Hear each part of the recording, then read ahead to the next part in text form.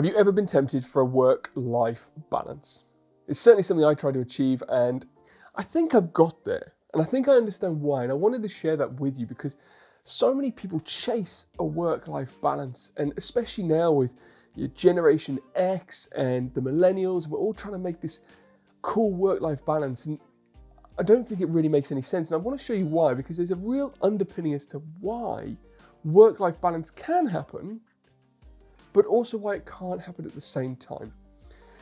And I think the reason for it is we try and make this work-life balance happen in a day, as opposed to thinking about work-life balance over a longer period of time.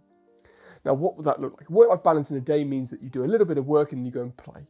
And then the next day you do a little bit of work and you go and play.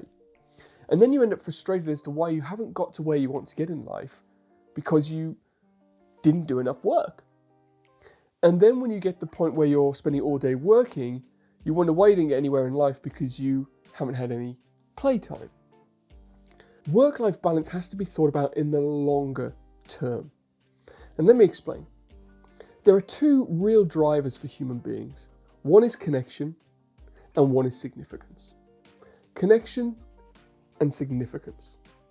Now, connection is where we want to be with people around us, we want to enjoy our time with others, and that's the balance that people tend to think about in the work-life balance. And then there is significance, where you want to stand for something in life, do something great and achieve something that others will admire.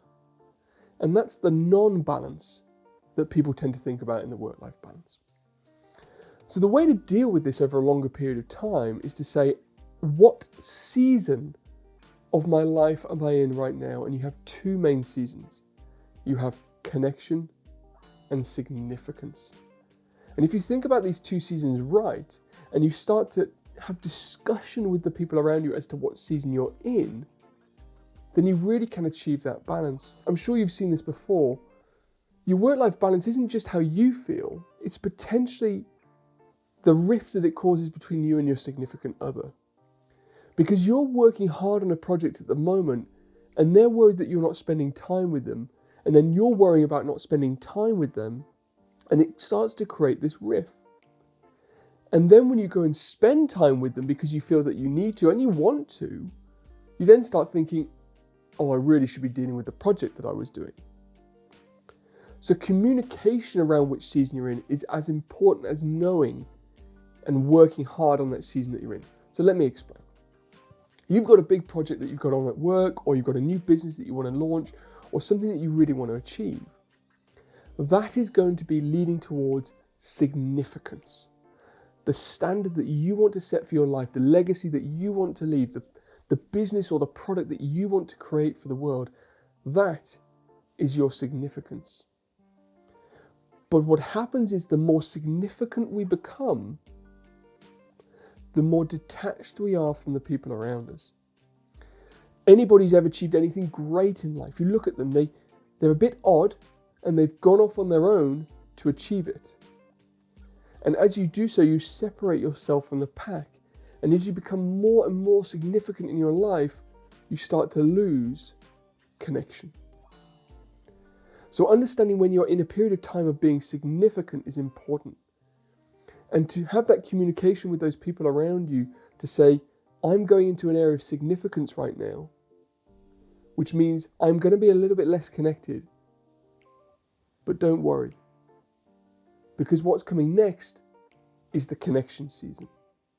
And the connection season is where you realize you've achieved some level of the goal or legacy that you were creating, and now you're having time to recoup and move into a different season of your life, which is connection. And this is where you'll spend more time with your families and loved ones and holidays and whatever it is that you choose to do outside of your work constraints.